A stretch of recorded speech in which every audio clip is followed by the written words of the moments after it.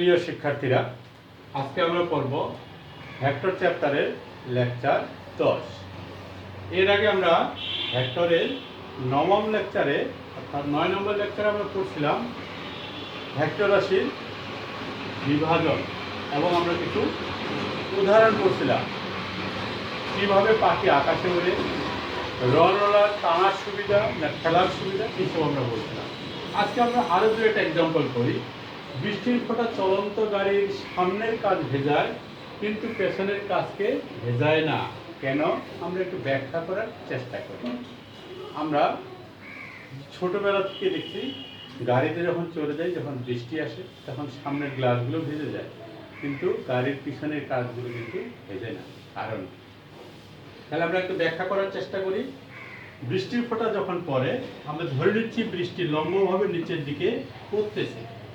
বৃষ্টির ফোঁটা পড়তেছে ইউ বেগে লম্বভাবে নিচের দিকে, গাড়িটা চলতেছে সামনের দিকে। তার মানে কি গাড়ি চলতেছে এদিকে সামনের দিকে। তাহলে গাড়ির বেগ আমি ধরে নিলাম ভি, ঠিক আছে? তাহলে আমরা যদি এই বিন্দুতে চিন্তা করি, গাড়ি যদি এদিকে যায় তাহলে বাতাস কোন দিকে যাবে?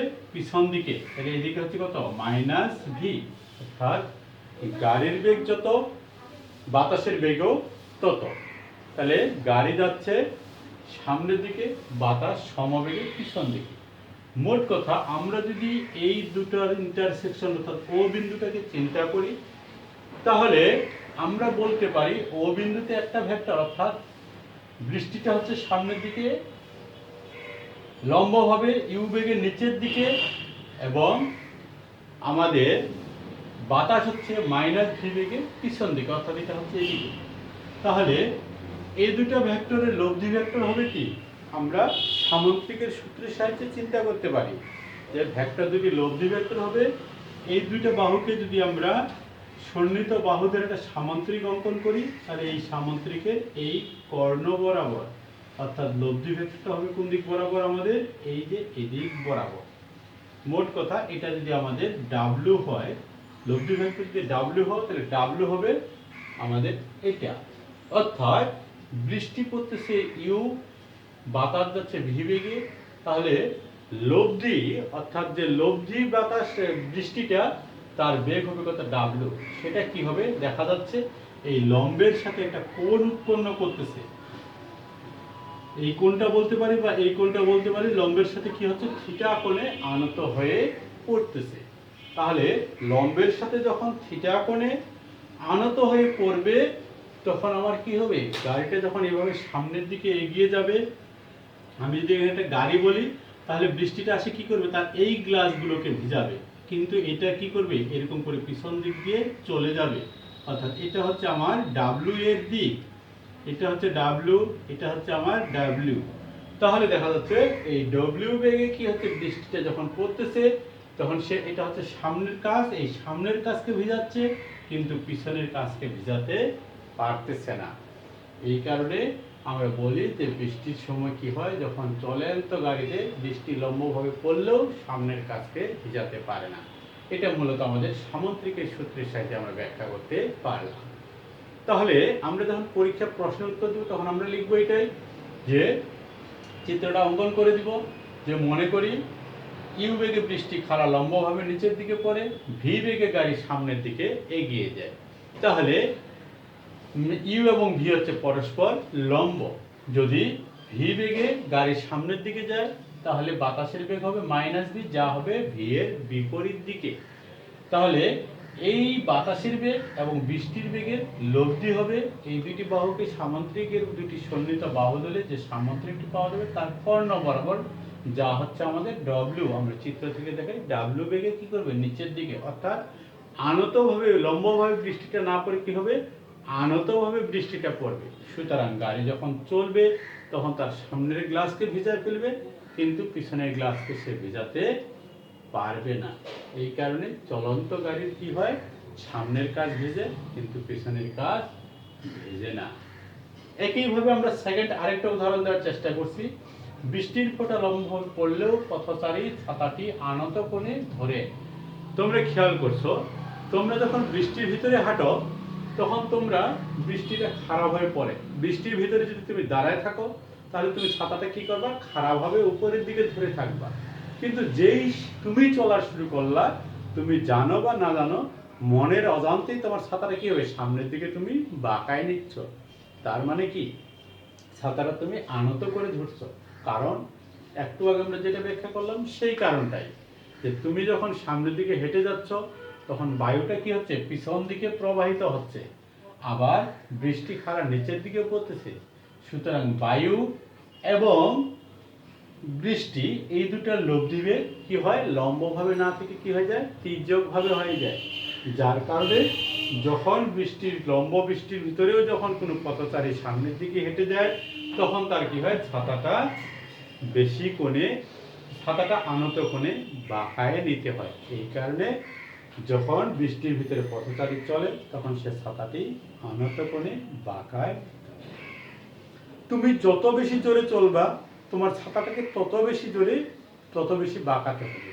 কারণ বৃষ্টির বেগটা একটু বেড়ে যাচ্ছে না, আমাদের বেড়ে যাচ্ছে, যে তুমি কত বেশি জোরে যাচ্ছ। যখন তুমি জোরে যাবা তখন ঘটনাটা কি হয়, বৃষ্টি আমাদের খাড়া নিচের দিকে পড়ে। এটা ছিল আমাদের কত, ইউ। এদিক হচ্ছে তোমার যাওয়ার বেগ ভি। তুমি যদি আসতে যাও তাহলে এটার মানটা কি হবে, ছোট হবে। মনে করো প্রথম অবস্থায় এইটুকু হচ্ছে ভি, তাহলে এইটুকু হবে কি আমার মাইনাস ভি। তাহলে আমি যদি এইটুকু যদি আমার ইউ হয়, তাহলে আমার লব্ধিটা হবে কতটুকু, এখান থেকে এই যে পর্যন্ত, এটা হবে আমার কি, লব্ধি। তাহলে আমার ছাতাটা কি হবে, এরকম করে ধরতে হবে। এবার তুমি যদি বেশি জোরে যাও, বেশি জোরে গেলে কি হবে, আমার এই ভি এর মানটা বেড়ে যাবে। ধরলাম যে এবার ভি হচ্ছে এই এতটুকু, তাহলে ভি হয়ে যাবে আমার কতটুকু, এতটুকু। তাহলে আমি এটা দেখতে পাচ্ছি, এটা হলো। তাহলে এবার আমার লব্ধিটা হবে কোন দিক, এই যে বরাবর। ফলে এবার লব্ধির দিকটা কি হয়ে যাবে, চেঞ্জ হয়ে যাবে। ফলে কি হয়ে যাবে, এটা এদিকে বেঁকে যাবে। তার মানে কি, ছাতাটা কি হচ্ছে, আরো বেশি বেঁকে যাচ্ছে। তাহলে যাত্রী বা পথচারী যত জোরে হাঁটবে বা যত জোরে চলবে, তাকে ছাতাটা তত বেশি কোণে আনতভাবে ধরতে হবে। এটা ছিল আস্তে হাঁটার জন্য কোণ θ1, এটা হচ্ছে জোরে হাঁটার জন্য, এটা হচ্ছে কত, θ2। আমরা চিত্র থেকে দেখতে পাচ্ছি কি, θ1 ছোট, θ2 বড়। তার মানে কি, আগের বেগটাকে যদি আমি, প্রথম বেগটাকে যদি আমি v1 ধরি, পরেরটাকে যদি আমি v2 ধরি, তাহলে কি হবে, আমার v2 বড়, v1 ছোট। তাহলে এই কারণে যখন বৃষ্টি লম্ব হয়ে পড়ে, তখন তুমি যদি হেঁটে যাও, তুমি যতটুকু কোণে ছাতাটা বাঁকায় ধরবে, আরেকজন যদি সাইকেলে যায় সে বেশি কোণে ছাতাটা, কারণ তার বেগ বেশি, সুতরাং ছাতাটাকে সে বেশি কোণে বাঁকাবে। এইগুলো আসলে আমরা সামন্ত্রিকের সূত্র থেকেই ব্যাখ্যা করতে পারি। এরকম আরো অসংখ্য উদাহরণ আমরা পাবো। যেমন তুমি সাঁতার কাটো, কিভাবে পানিতে সাঁতার কাটো সেটাও তুমি ব্যাখ্যা করতে পারবা।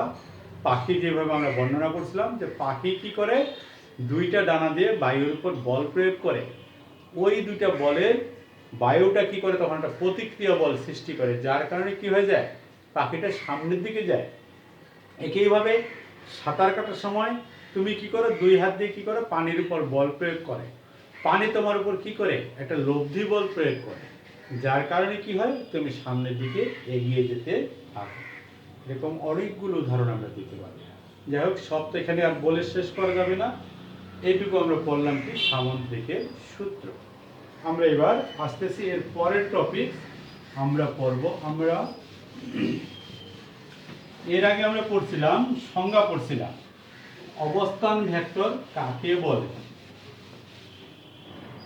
আমরা বলছিলাম অবস্থান ভেক্টর।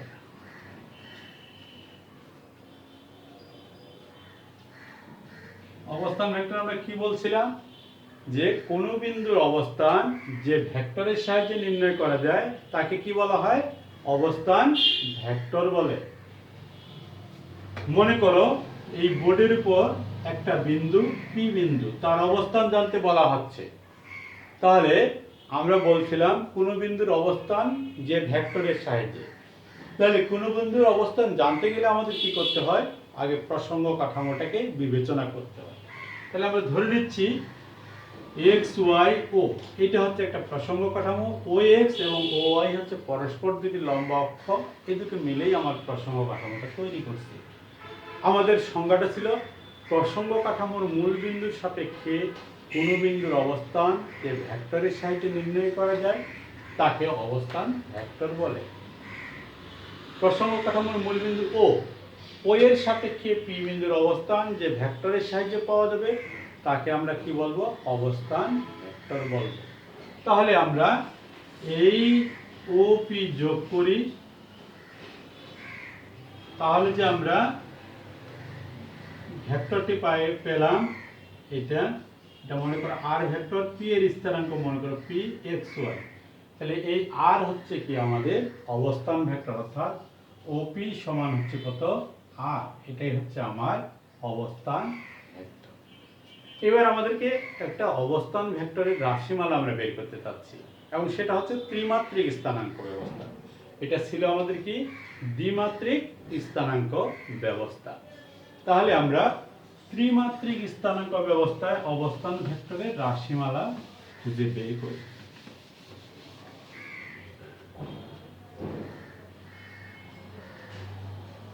ত্রিমাত্রিক স্থানাঙ্ক ব্যবস্থায়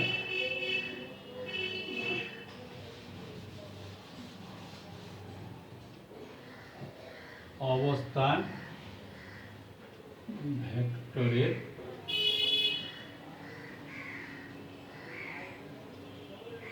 রাশিমালা। তাহলে ত্রিমাত্রিক স্থানাঙ্ক ব্যবস্থা আমরা কাকে বলবো? অর্থাৎ পরস্পর তিনটি লম্ব অক্ষ মিলে যে কাঠামোটি তৈরি করবে তাকে বলা হবে কি? ত্রিমাত্রিক স্থানাঙ্ক ব্যবস্থা।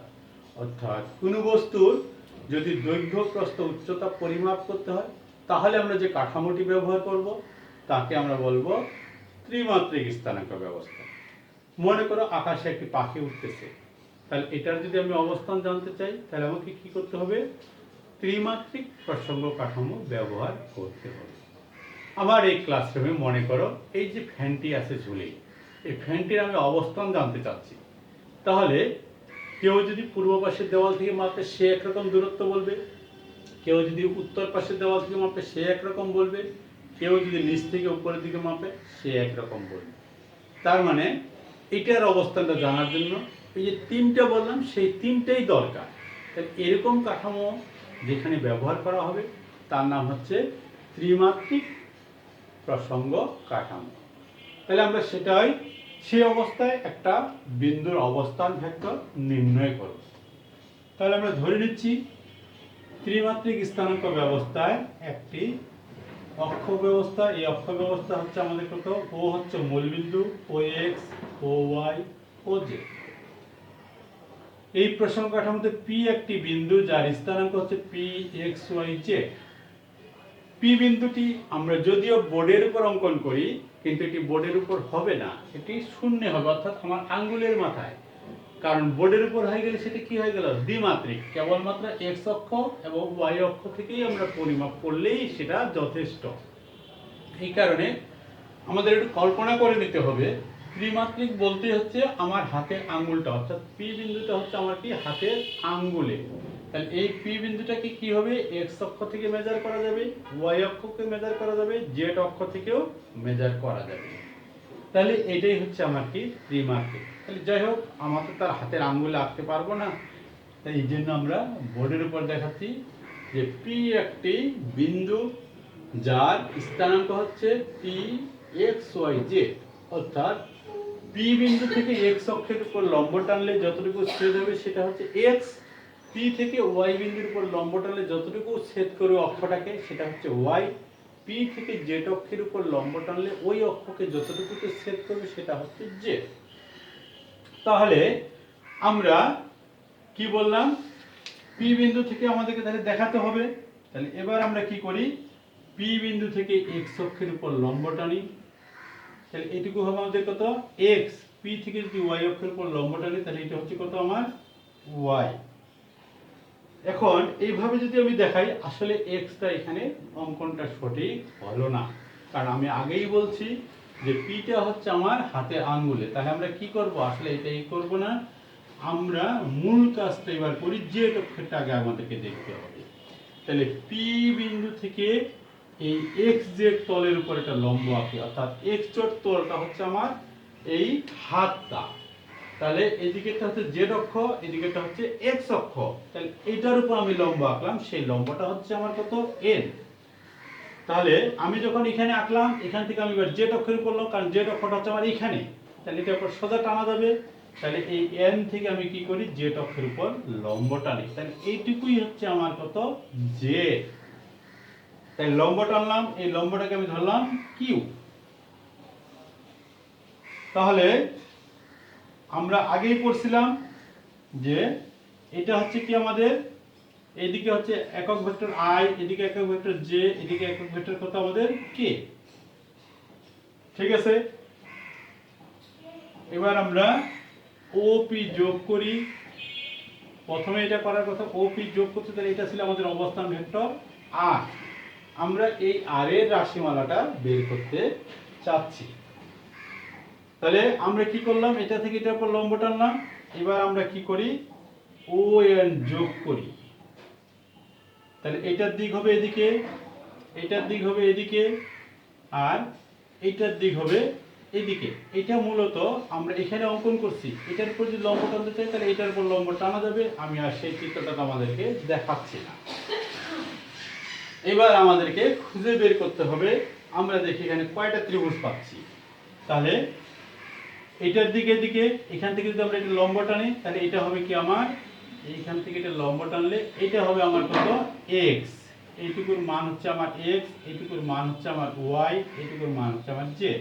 আমরা ওয়াইটাকে এখানেও দেখাইতে পারতাম এইভাবে লম্ব টানলে, এটার সমান্তরাল এটা করে দিয়ে এখানে আমরা দেখাতে পারতাম, কিন্তু এইদিকে আমি চিত্রটাকে জটিল করব না বিধায় আমি ছোট করে নিচ্ছি, যার কারণে আমি এই পর্যন্তই অঙ্কনটা দেখাচ্ছি।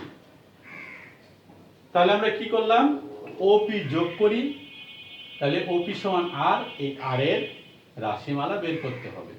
আমরা এবার কি করলাম, পি হতে এই এক্স জেড তলের উপর পি এর লম্ব আঁকি, এন থেকে জেড অক্ষের উপর এন কিউ লম্ব আঁকি, ও এন যোগ করি।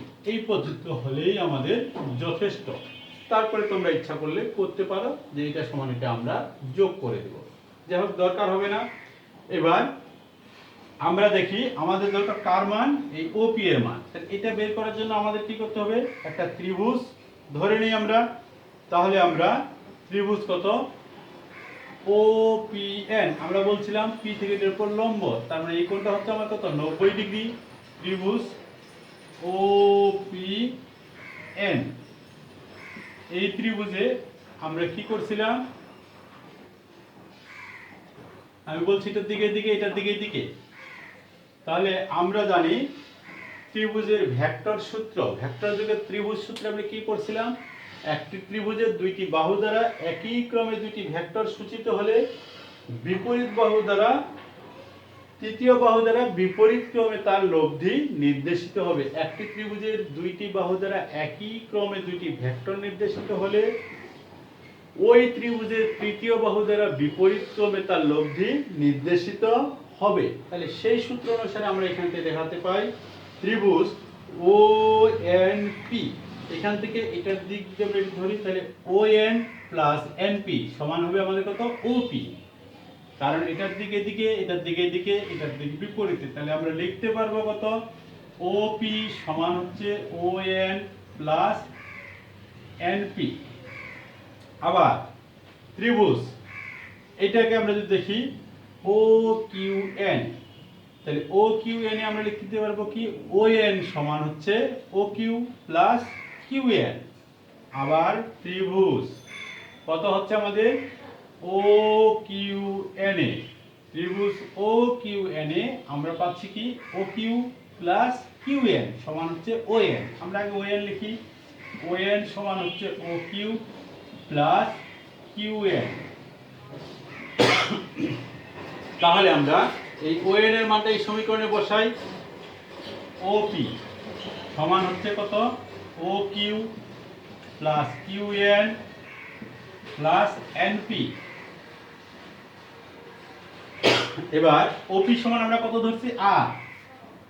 ওপি সমান আমরা ধরছি কত, আর। ও কিউ, ও থেকে কিউ জেড অক্ষের ছেদ করা অংশ, তাহলে ও কিউ সমান আমরা লিখতে পারবো জেড কে। তারপর আমরা কত লিখছি কিউ এন। কিউ এন আমি এখানে একটা এইভাবে দিয়ে দিয়েছিলাম, এটা যদি আমার এক্স হয় তাহলে এটাও হবে আমার কত এক্স। তাহলে আমরা লিখতে পারবো কিউ এন। এখানে আসলে একটু ক্লিয়ার করা যেত যে এন থেকে এক্স অক্ষের উপর লম্ব টানি, সেটা হচ্ছে মনে করো এন আর, তাহলে ও আর সমান হচ্ছে কত কিউ এন। যাই হোক কিউ এন সমান হচ্ছে ও আর সমান হচ্ছে কত এক্স আই। আমরা আসলে এই আই জে কে এগুলো দিয়ে কি করি, আমরা একক ভেক্টর দ্বারা দিক নির্দেশ করি, এটা দিক দিয়ে বোঝাচ্ছি। তারপরে হচ্ছে কতটুকু আমাদের লাস্ট একটা পার্ট আছে এনপি। এই এনপি আমি বলছিলাম এটার উপর লম্ব টানলে এখানে যতটুকু হবে এটাও ততটুকু হবে। যাই হোক এই এনপি সমান হচ্ছে কত ওয়াই জে। এবার এই মানগুলো যদি আমরা এই সমীকরণে বসাই তাহলে আমরা পাচ্ছি কত vector r equal to x i plus y j plus z k. এটা হচ্ছে অবস্থান ভেক্টরের রাশিমালা। তাহলে যখনই আমাদেরকে কোনো অবস্থান ভেক্টর রাশিমালা বের করতে বলবে তখন আমরা এটা পাবো। আমি একটা এক্সাম্পল দিই তোমাদেরকে। তাহলে বলা হলো কোনো বিন্দুর স্থানাঙ্ক 5 3 1 হলে ওই বিন্দুর অবস্থান ভেক্টর কত। তাহলে দেখো আমরা এত চিত্রের দিকে যাব না, আমরা খালি সমীকরণটা মনে রাখবো যে কোনো বিন্দুর যদি স্থানাঙ্ক জানা থাকে, অর্থাৎ এটা হচ্ছে এক্স এর মান, এটা হচ্ছে ওয়াই এর মান, এটা হচ্ছে জেড এর মান, তাহলে এটা যদি জানা থাকে তাহলে আমরা কি করতে পারবো, তার অবস্থান ভেক্টরটা বের করতে পারবো। কারণ আমরা জানি আর ইকুয়াল হচ্ছে কত x i plus y j plus z k. এখানে এক্স সমান হচ্ছে 3, x সমান হচ্ছে 5, y সমান হচ্ছে 3, z সমান হচ্ছে কত 1। মানগুলো যদি বসায় দেই তাহলে 5i plus 3j plus z, z এর জায়গায় হবে কত 1k, 1টা না লিখলেও চলবে। তাহলে এটাই হচ্ছে আমাদের কি অবস্থান ভেক্টরের রাশিমালা। তাহলে আমাদের কোন বিন্দুর যদি স্থানাঙ্ক জানা থাকে তাহলে ওই বিন্দুটির আমরা অবস্থান ভেক্টরের রাশিমালা বের করতে পারব। যদি দ্বিমাত্রিক হয় তাহলে দুইটা থাকবে, মনে করে থাকলো 5 3, তাহলে আমরা লিখবো কত 5i প্লাস 3j। এটা হচ্ছে কি অবস্থান ভেক্টরের রাশিমালা। আমাদের শুধু রাশিমালা জানলেও চলবে না, এর সাথে কি করতে হবে, এর মানটা বের করতে হবে। মান বের করলে আমি চিত্রটা মুছে ফেললাম। মান বের করার জন্য কিছুই না, পিথাগোরাসের সূত্রটা আমাদেরকে অ্যাপ্লাই করতে হবে। পিথাগোরাসের সূত্রে অ্যাপ্লাই করলে আমরা মান পেয়ে যাব, অর্থাৎ এই হচ্ছে অবস্থান ভেক্টর আর xi plus yj plus zk। তাহলে এই আর এর মান হবে, আমরা এইভাবে লিখতে পারি অথবা এইভাবে লিখতে পারি। তাহলে এটা সমান হবে কত root over x square plus y square plus z square. অর্থাৎ পিথাগোরাসের সূত্র আমরা পাইছি, আমরা পিথাগোরাসের সূত্র পড়ছি যে সমকোণী ত্রিভুজে অতিভুজ স্কয়ার সমান অপর দুই বাহুর স্কয়ারের যোগফল। ওই সূত্রে অ্যাপ্লাই করলে এখানে তিনবার দুইটা সূত্র, আমরা দুইটা ত্রিভুজ অঙ্কন করেছিলাম, দুইবার বসালে এই মানটা পেয়ে যাব। তাহলে এটা হচ্ছে কি তার মান, অর্থাৎ অবস্থান ভেক্টরের মান হচ্ছে r equal to root over x square plus y square plus z square. আমরা एग्जांपल দেই। একটু আগে আমরা বললাম এইটা যদি কোনো বিন্দুর স্থানাঙ্ক যদি এত হয় তাহলে ওই বিন্দুর অবস্থান ভেক্টর কত। এবার যদি আমরা এখানে যুক্ত করে দিই অবস্থান ভেক্টর এবং তার মান কত, তাহলে অবস্থান ভেক্টরটা আমরা একটু আগে দেখালাম। এই সমীকরণের সাহায্যে অবস্থান ভেক্টর বের করব, এটার সাহায্যে কি করব মান বের করব। তাহলে অবস্থান ভেক্টর যদি আমরা বের করি, আমি একবার করে দেখালাম, আবার করতেছি। তাহলে অবস্থান ভেক্টর r ইকুয়াল টু হবে কত আমাদের 5i plus 3j plus k। এবারের মান, মানের সূত্র আমরা করছি r root over x square plus y square plus z, অর্থাৎ i এর সহগের স্কয়ার 5 স্কয়ার, j এর সহগের স্কয়ার 3 স্কয়ার প্লাস k এর সহগের স্কয়ার 1 স্কয়ার। তাহলে 25 প্লাস 9 প্লাস 1, তাহলে কত হচ্ছে 35। এটা হচ্ছে মান আর এটা হচ্ছে অবস্থান ভেক্টর। তাহলে এই সমীকরণের সাহায্যে অর্থাৎ ত্রিমাত্রিক স্থানাঙ্ক ব্যবস্থা অবস্থান ভেক্টরে আমরা কি করতে পারছি, ভেক্টরটি বের করতে পারতেছি, তার মানও বের করতে পারছি যদি আমাদের স্থানাঙ্ক জানা থাকে। আর যদি আমার অবস্থান ভেক্টরটা দিয়ে বলে ওই বিন্দুর স্থানাঙ্ক কত, তাহলে আমি কি করতে পারবো, স্থানাঙ্কটাও বের করে দেখাতে পারবো। মনে করো পরীক্ষায় তোমাকে এমসিকিউতে দেওয়া হলো যে আর একটি আর সমান 5i + 3j + k একটি অবস্থান ভেক্টর, তাহলে ওই বিন্দুর স্থানাঙ্ক কত? তাহলে ওই বিন্দুর স্থানাঙ্ক হবে i এর সহগ 5, j এর সহগ 3, k এর সহগ 1। এটাই হচ্ছে ওই বিন্দুর স্থানাঙ্ক। তাহলে এটির সাহায্যে আমাদের ব্যবহারিক প্রয়োগ হচ্ছে আমরা অবস্থান ভেক্টর বের করতে পারবো যদি আমার স্থানাঙ্ক জানা থাকে, তার মান বের করতে পারবো যদি স্থানাঙ্ক জানা থাকে। আর যদি ভেক্টরটি দেওয়া থাকে তাহলে আমরা কি করতে পারবো, তার স্থানাঙ্কটাও বের করতে পারবো।